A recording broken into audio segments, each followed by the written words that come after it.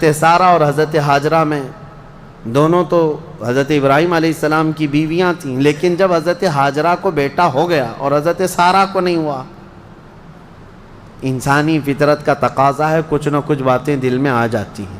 تو اللہ کا حکم ہوا، اے ابراہیم تم اپنی بیوی ہاجرہ اور اپنے بیٹے اسماعیل کو لے اور مکہ مکرمہ چلے جاؤ۔ مکہ میں کوئی آبادی نہیں تھی، یہ حضرت ابراہیم علیہ السلام فلسطین میں رہتے تھے، اس وقت مصر تھا۔ جب مکہ مکرمہ میں آئے، خانہ کعبہ کے قریب حضرت ہاجرہ حضرت اسماعیل کو چھوڑ دیا، کچھ زیادہ راہ جو ساتھ میں تھا وہ کھانا توشہ دے دیا اور کہا مجھے اللہ کا حکم ہے، میں جا رہا ہوں۔ واپس چلے گئے اپنی بیوی اور چھوٹے 6 مہینے کے بچے کو۔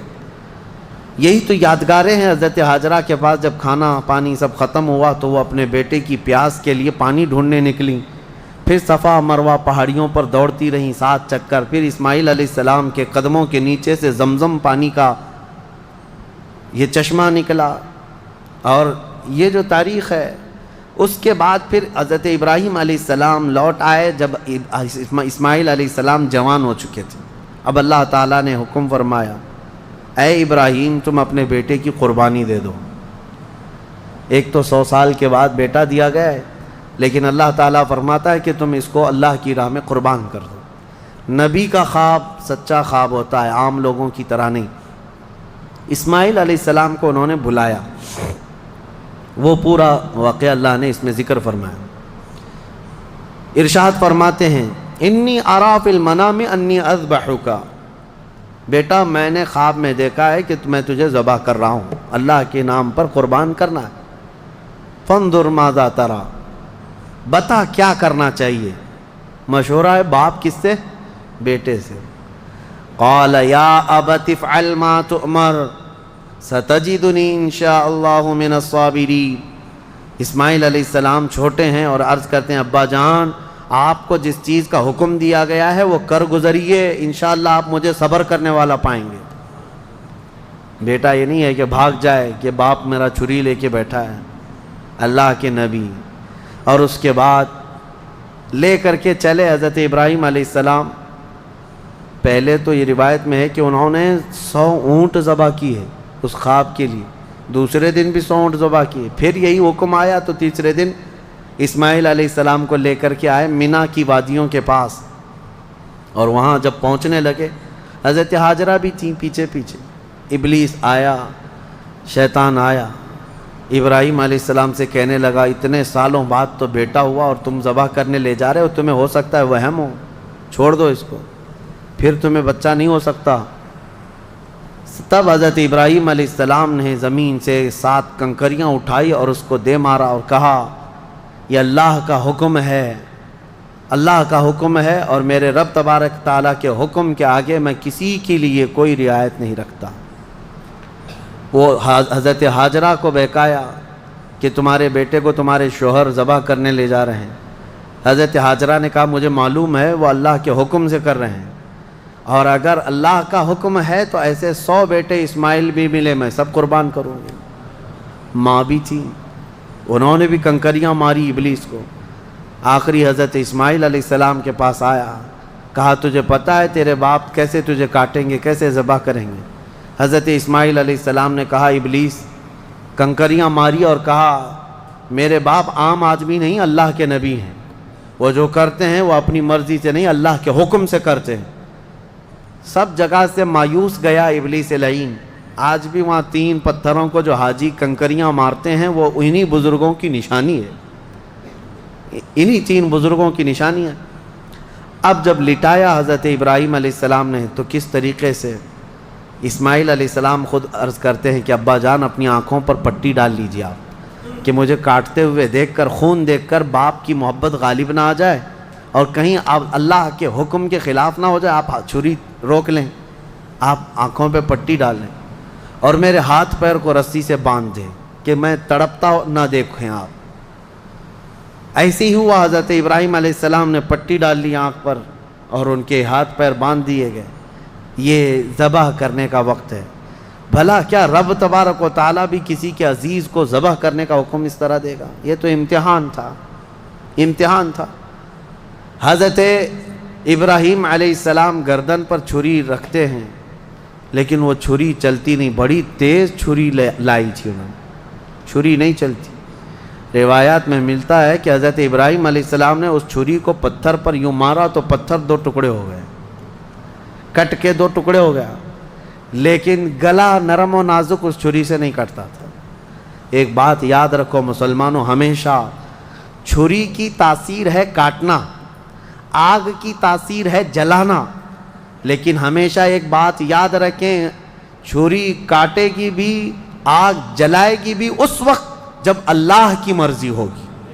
ہمارا عقیدہ یہ ہے، تقدیر، ہاں ان کی تاثیر ہے، یہ کام یہی کریں گے، لیکن اس کے ساتھ ہمارا عقیدہ یہ ہے اگر میرا مولا نہ چاہے تو پھر جتنی تیز چھری ہی کیوں نہ ہو نہ کاٹ سکے گی، جتنی تیز آگ ہی کیوں نہ ہو نہ جلا سکے گی، اور اگر مولا کی مرضی ہے تو پھر یہ چیزیں اپنا اثر دکھائیں گی، باقی ان کا اثر اللہ کی مرضی کے بغیر کچھ نہیں۔ چھری جیسی ہی گردن پر رکھی، اللہ کا حکم ہوا، جبرائیل جاؤ جنت سے ایک دمبا لے کر جاؤ، میرے ابراہیم کا امتحان ہو گیا اور کامیاب ہوئے، ان کے بیٹے اسماعیل کو ہٹاؤ اور دمبا رکھو۔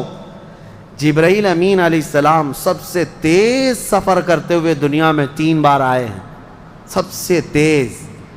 ایک اس وقت جب یوسف علیہ السلام کو ان کے بھائیوں نے کنویں میں ڈالا تھا، کنویں میں گرنے سے پہلے جبرائیل امین آ چکے تھے اور حضرت یوسف علیہ السلام کو پکڑ کر بٹھا چکے تھے۔ دوسرے جب ظالموں نے ابراہیم علیہ السلام کو آگ میں ڈالا تھا، ادھر سے وہ آگ میں پھینکے تھے، اس وقت جبرائیل امین اتر رہے تھے اور جبرائیل امین حضرت ابراہیم کی آگ میں جانے سے پہلے ہی ان کی مدد کے لیے آ چکے تھے۔ اور تیسرے یہ جب اسماعیل علیہ السلام کی گردن پر چھری رکھ چکے تھے، کون؟ ابراہیم علیہ السلام، اور چھری ہلانے سے پہلے جبرائیل امین آ کر کے ان کو اٹھا چکے تھے۔ وہ جبرائیل امین کی رفتار ہے جو میرے مصطفیٰ کے قدموں کا بوسہ دیا کرتے ہیں۔ یہ جبرائیل کی رفتار ہے جو رسول اللہ کے قدموں کا بوسہ دیتے ہیں، جو قدمہائے رسول کا بوسہ لے کر سدرہ کا مکی اتنا تیز رفتار ہے تو میرے مصطفیٰ کی رفتار کا عالم کیا ہے؟ میرے عزیزو، اس کے بعد جب یہ دمبا ذبح ہو گیا، ابراہیم علیہ السلام نے پٹی نکالی، دیکھا بیٹا سلامت ہے، بکرا ذبح ہو گیا ہے۔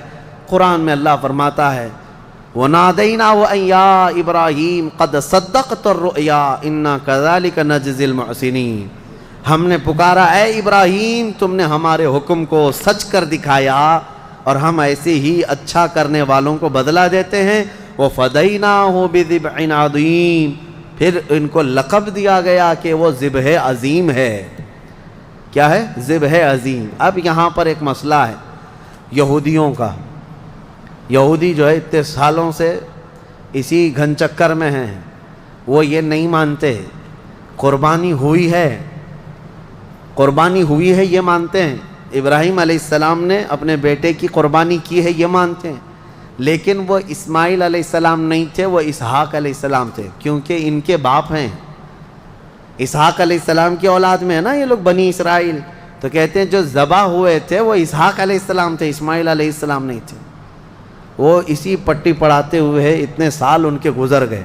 میں ایک آیت پڑھتا ہوں جس سے پتہ چلے گا آپ کو کہ حضرت اسماعیل علیہ السلام حضرت ابراہیم کے بڑے بیٹے تھے، پہلے وہی تھے، اور جو پہلا بیٹا تھا اسی کی قربانی ہوئی ہے، یہ بات پکی ہے۔ جیسے کہ حضرت ابراہیم علیہ السلام کی یہ دعا قرآن میں الحمدللہ الذی وہب لی علی الکبر اسماعیل و اسحاق، تمام تعریفیں اس اللہ کے لیے جس نے بڑھاپے میں مجھے اسماعیل دیا اور اسحاق دیا، یعنی حضرت سارہ سے پھر حضرت اسحاق بھی پیدا ہو گئے بعد میں، لیکن پہلے کون پیدا ہوئے؟ حضرت اسماعیل۔ اب دوسری بات یہ بھی ہے کہ حضرت سارہ کو بیٹا نہیں تھا، تبھی تو حضرت ہاجرہ سے نکاح ہوا اور بیٹا ہوا، اس کے بعد پھر حضرت ابراہیم مکہ چھوڑ کر کے آئے۔ یہ سارے معاملات کیوں ہوئے؟ اس لیے کہ حضرت سارہ سے کوئی اولاد نہیں تھی، ہاں بعد میں حضرت سارہ سے حضرت اسحاق علیہ السلام پیدا ہوئے۔ بہرحال یہ فیصلہ تو قیامت کے دن ہوگا، لیکن میرے آقا صلی اللہ تعالیٰ علیہ وسلم نے حدیث پاک میں ارشاد فرمایا انا ابن الذبیحین، میں 2 ذبیحوں کا بیٹا ہوں، میں 2 ذبیحوں کا بیٹا ہوں۔ یہ کیا مطلب ہے اس حدیث کا؟ حضور پاک صلی اللہ تعالیٰ علیہ وسلم کے والد حضرت عبداللہ جو حضور کی ولادت سے پہلے انتقال کر چکے ہیں، بچپن میں یہ اتنے بیمار ہوئے تھے کہ حضرت عبد المطلب حضور صلی اللہ علیہ وسلم کے دادا، انہوں نے یہ خانہ کعبہ میں یہ نذر کر لیا تھا کہ میں اپنے اس بیٹے کے قربانی دوں گا۔ کس کی؟ حضور صلی اللہ علیہ وسلم کے باپ حضرت عبداللہ کی۔ پھر جب ان کی طبیعت صحیح ہو گئی تو حضرت عبد المطلب نے 100 اونٹ ذبح کیے تھے، جان ذبح نہیں کی جاتی، قربانی کے بدلے 100 اونٹ ذبح کیے تھے۔ اسی طرح حضرت اسماعیل علیہ السلام کے بدلے میں بھی حضرت ابراہیم علیہ السلام نے کیا کیا تھا؟ 100 اونٹ ذبح کیے تھے۔ تو حضور فرماتے ہیں میرے باپ بھی ذبیح ہیں، میرے دادا اسماعیل بھی ذبیح ہیں۔ تو ذبیح کا لفظ کس کے لیے آیا ہے؟ اسماعیل علیہ السلام کے لیے آیا ہے۔ لہذا دنیا جو بھونکتی ہے بھونکنے دو، میرے مصطفیٰ نے فرمایا ذبح عظیم اسماعیل علیہ السلام ہی تھے، اسماعیل علیہ السلام ہی تھے۔ اللہ کریم ان واقعات سے ہمیں درس کی توفیق عطا فرمائے۔ وہاں پر حضرت اسماعیل علیہ السلام کی ان آداب کو دیکھ کر شاعر نے بہت اچھے انداز میں کہا ہے کہ یہ مکتب کی کرامت تھی کہ فیضان نبوت تھا، سکھائے کس نے اسماعیل کو آداب فرزندی۔ حضرت اسماعیل علیہ السلام نے چوں چرا تک نہیں کہا تھا کہ کیوں لے جا رہے ہیں، کیا کرنا ہے، کچھ نہیں۔ وہ گھر کی تربیت تھی حضرت ابراہیم علیہ السلام کی۔ اتنا ہی نہیں، یہ دونوں نبیوں کے ساتھ بڑی آزمائشیں ہوئی ہیں، بہت سارے امتحانات ہوئے ہیں۔ ان کو وطن چھوڑنا پڑا ہے، ان کو آگ میں ڈالا گیا ہے، ان کی اولاد کی قربانی بھی ہوئی ہے، اور اس کے علاوہ حضرت اسماعیل علیہ السلام کی جب شادی ہوئی تب بھی ایک بڑی آزمائش ہوئی ہے۔ وہ کسی اور موقع پر عرض کروں گا کہ شادی کر کے جس عورت کے ساتھ رہ رہے تھے حضرت اسماعیل علیہ السلام، وہ بھی ایک قربانی ہے۔ ابھی اس ٹاپک سے ریلیٹڈ نہیں ہے، انشاءاللہ العزیز پھر کبھی عرض کرتا ہوں، لیکن ان دونوں نبیوں کی زندگیاں بڑی قربانیوں سے گزری ہیں، بڑی قربانیوں سے، لیکن ہر چیز میں یہ ثابت قدم رہے۔ سورہ صاد آج ہم نے جو تلاوت کیا اس میں مختصر سی بات رہ جائے گی، ورنہ تفسیر میں، کیونکہ بہت ہی مشہور و معروف واقعہ حضرت سیدنا ایوب علیہ السلام کا اس میں بیان کیا گیا ہے۔ حضرت ایوب علیہ السلام کا نام بہت سارے لوگ اس طرح لیتے ہیں، حضرت صبر ایوب، کیونکہ صبر کا لفظ جو ہے حضرت ایوب علیہ السلام کے ساتھ ایسا جڑا ہوا ہے کہ سب سے زیادہ صبر کرنے والوں میں ان کا نام آتا ہے، لیکن میرے مصطفیٰ کریم صلی اللہ علیہ وسلم سے زیادہ نہیں۔ یعنی ہر از اخلاق میں میرے آقا صلی اللہ تعالیٰ علیہ وسلم کی برتری ثابت ہے۔ حضرت ایوب علیہ السلام کی آزمائش ہوئی تھی، ان کی بیویاں بھی بہت تھیں، بچے بھی بہت تھے، مال بھی بہت تھا، وہ ہمیشہ عبادت میں رہتے تھے۔ اللہ تعالیٰ نے ایک بار آندھیوں کے ذریعے سے ان کے باغیچے ختم فرما دیے، ان کے جانور ختم ہو گئے، ان کی بیویاں ایک کے بعد دیگر مر گئیں، انتقال کیں، اور ان کی اولاد بھی دھیرے دھیرے سب انتقال کر گئے۔ اور اس کے بعد وہ خود بیمار ہوئے، اتنے بیمار کہ ان کے جسم کے گوشت کے حصے کٹ کے گرتے تھے، بستر پر سو جائیں تو چمڑی بستر پر لگ جاتی تھی۔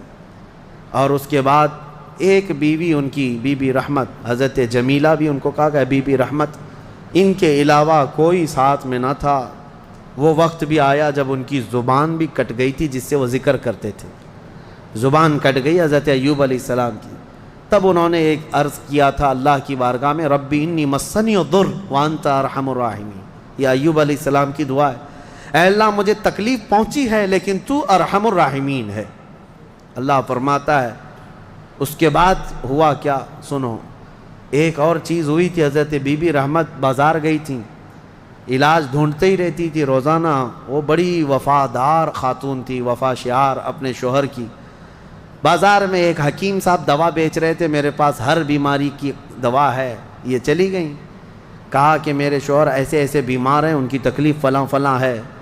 وہ حکیم صاحب نے کہا میں تو چٹکی میں حل کر دوں گا، آسانی سے تمہارے شوہر صحیح ہو جائیں گے۔ کہا کیا کرنا ہوگا؟ کہا صحیح ہو جانے کے بعد مجھے ایک سجدہ کرنا ہوگا، اور کچھ بھی نہیں۔ وہ ابلیس لعین تھا، خواتین عورتیں یہ بڑی بھاؤک ہوتی ہیں، جذباتی ہوتی ہیں، ان کو اپنی فیملی سے لگاؤ ایسا ہوتا ہے، اسی لیے آج باباؤں کے چکر بھی سب سے زیادہ عورتیں ہی لگاتی ہیں۔ صحیح میں کہہ رہا ہوں کہ عورتیں جانا بند کر دیں تو باباؤں کی دکانیں بند ہو جائیں، نہیں چلیں گی دکانیں، کیونکہ اور ایڈورٹائز بھی میں دیکھتا ہوں بابا لوگ دوسرے کسی عمل کا ایڈورٹائز کرتے ہی نہیں، پیپر میں بھی ایڈورٹائز آتا ہے تو سب سے زیادہ یہی ہے کہ مرد کو مٹھی میں کیسے رکھنا ہے۔ یہ اٹریکٹیو عمل ہے، کیونکہ ہر عورت آئے گی اور ہر عورت کو یہ چاہیے کہ شوہر میرا مٹھی میں رہے۔ اور پھر دوسرا عمل یہ بھی ہے کہ کیسے شوہر اپنی بیوی سے دور ہو جائے، یہ شوہر کی اماں ساس کا عمل ہے، اس کو بھی یہی چاہیے۔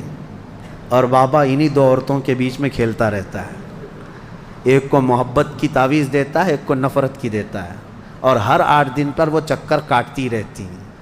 عورتوں کے جذبات کمزور بھی ہیں، کمزور ہیں۔ ان کا بچہ بیمار ہو جائے تو یہ نہیں دیکھتی کہ کس کے پاس جانا ہے، جس نے بھی تھوڑا مشورہ دے دیا یہاں جاؤ چلی جائیں گی۔ ایسا نہ ہو، ایمان والی خواتین بنو، ورنہ تم میں اور بھینس میں کوئی فرق نہیں، بھینس ہر جگہ منہ ڈال دیتی ہے، اس کو یہ نہیں پتہ ہوتا ہے کہ کس چیز کو وہ کھا رہی ہے۔ بچہ تمہارا ہے یقیناً۔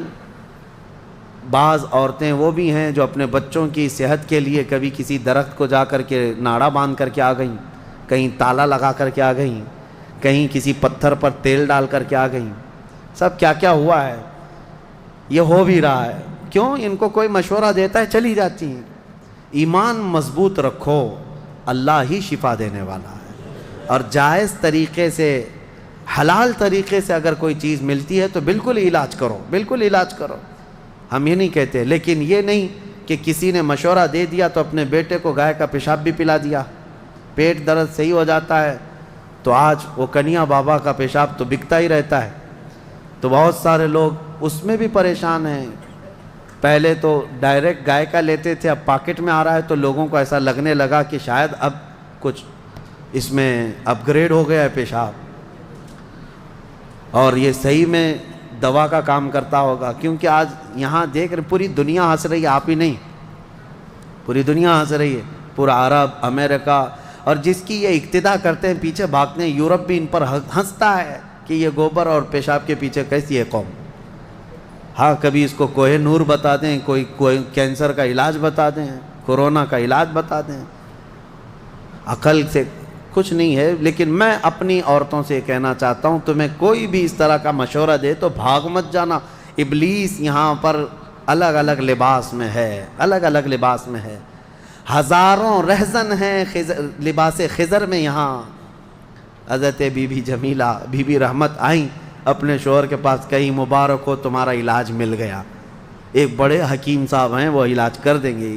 حضرت ایوب علیہ السلام نے کہا ہمارے پاس اجرت دینے کے لیے تو کچھ ہے نہیں، کیا دیں گے؟ کہا کچھ نہیں دینا ہے، آپ صحیح ہو جائیں گے تو ان کو ایک سجدہ کرنا ہے۔